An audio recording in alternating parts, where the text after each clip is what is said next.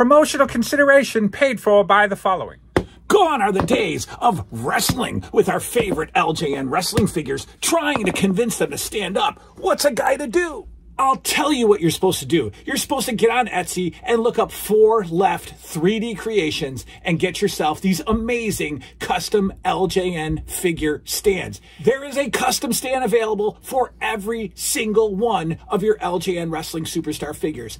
Make your display shine by grabbing these custom LJN stands from 4 Left 3D Creations today. Hello everybody, Jason W. New Age Revolution Cave. For the second of 2 videos today, you watched Liam and I play Gun.Smoke today, Gun Period Smoke, on the NES, and we didn't even get past the first board. But that's okay. First board's long, and it seems like a fun game, and I'll keep playing it.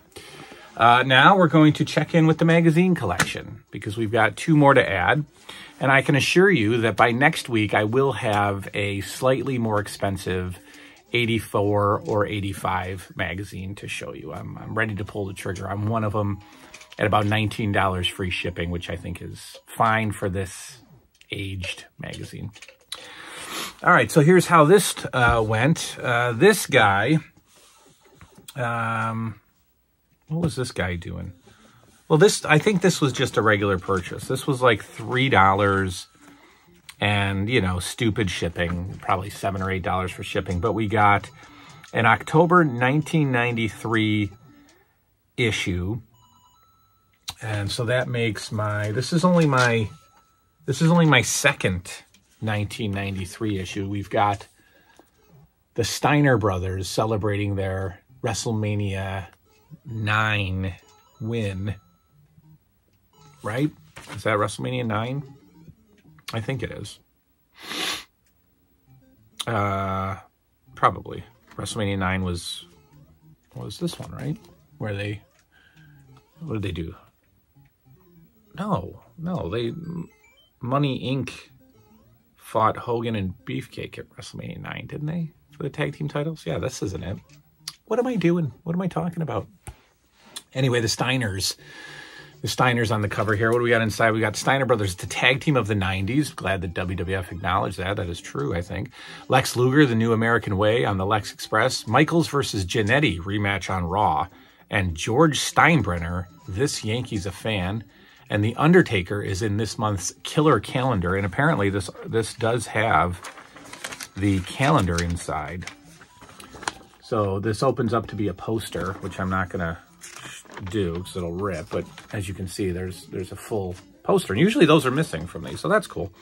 Again, an era that I didn't love. An era that I was not really a super fan of.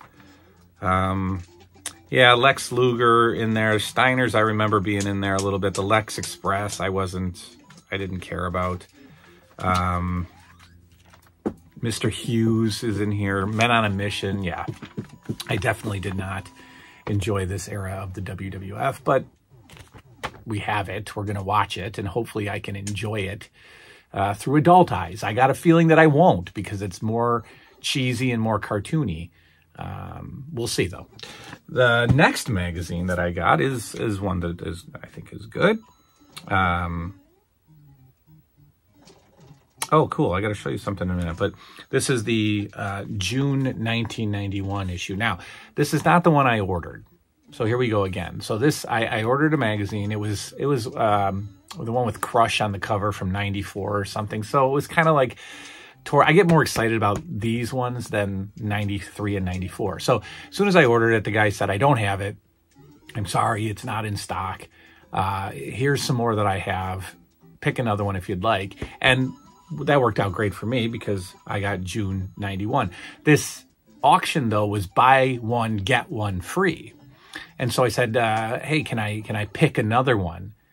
And he said, no, it's random. And I'm like, yeah, but you're controlling it, so it's not random. What else do you have? I'll pick another one. So anyway, I got June 91 from him, and then he randomly sent me the 1994 Year in Review magazine. Now, you might think, well, that's cool.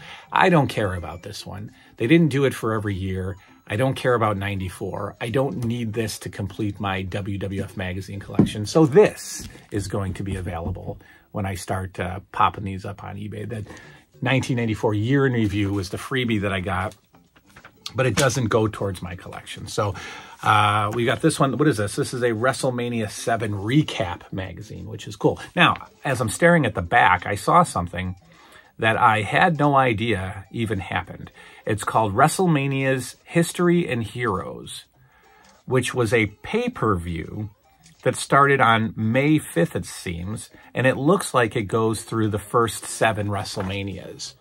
And it's almost like not a documentary, but a recap of all of the WrestleManias on pay-per-view.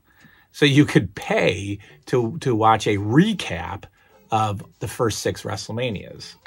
That's kind of interesting. I don't remember hearing about this at all. I don't know if any of you guys remember this. I certainly don't, but there you go. And here we've got, oh, who's in the WWF? This is kind of the middle of their cheese, or beginning of their cheese. You know, we've got the Bushwhacker. We've got Ricky Steamboat in his second stint.